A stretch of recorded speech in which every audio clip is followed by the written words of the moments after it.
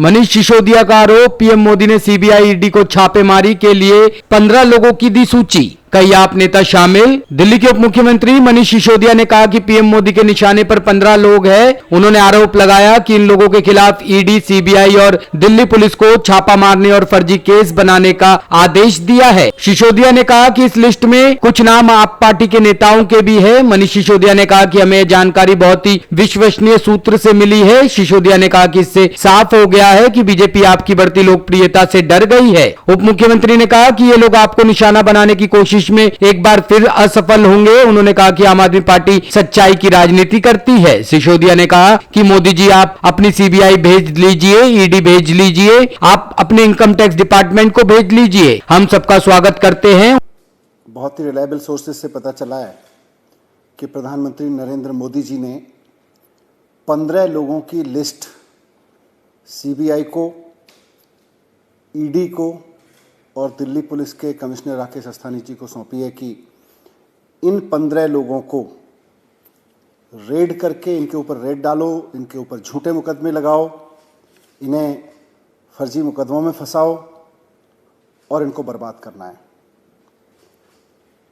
आने वाले चुनाव से पहले इनको बर्बाद करना है। ये टास्क प्रधानमंत्री जी ने सीबीआई को दिया है, उन्होंने ये टास्क ईडी को दिया है, उन्होंने ये टास्क दिल्ली पुलिस को दिया है।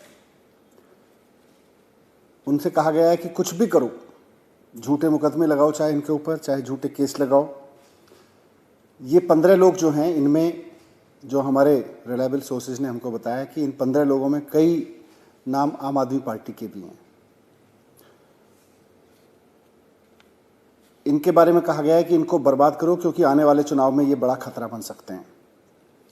मोदी जी ने अपने ब्रह्मास्त्र, जो उनके सबसे विश्वसनीय और उनके सारे कार्यक्रमों में, सारे पूरी पॉलिटिकल ग्रोथ में महत्वपूर्ण सपोर्ट देने वाले दिल्ली पुलिस के कमिश्नर साहब हैं राकेश अस्थाना जी, वो उनका ब्रह्मास्त्र है। अपना ब्रह्मास्त्र अब उन्होंने चला दिया है कि इन 15 पॉलिटिकल लोगों को बर्बाद कर दो आने वाले चुनाव से पहले, नहीं तो बहुत मुश्किल हो जाएगी।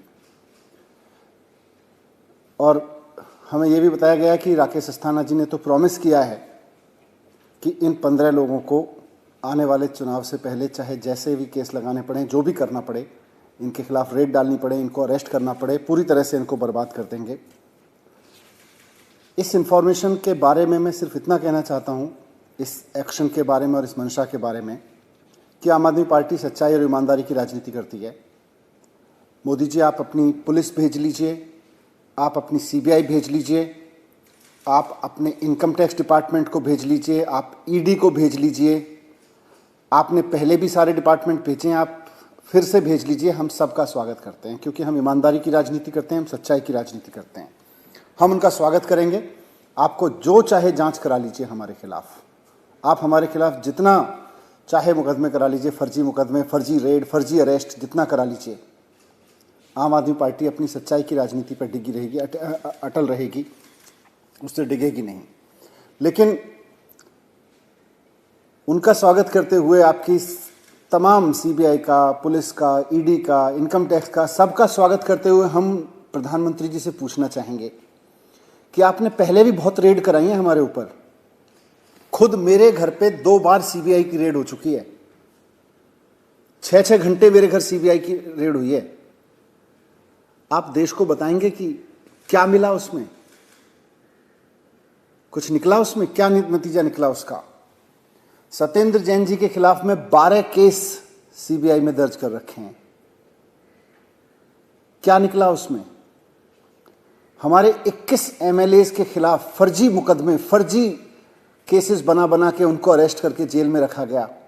अंत में जब मामला अदालतों में पहुंचा तो अदालतों में कई मामलों में तो पुलिस को फटकार लगाई गई कि इस तरह के फर्जी मुकदमे लगा के तुम पॉलिटिकल गेम खेलते हो, पॉलिटिकल पार्टीज का टूल बने हुए हो। क्या निकला प्रधानमंत्री जी उसमें? आपने 21 एमएलएज भी अरेस्ट कराए थे हमारे।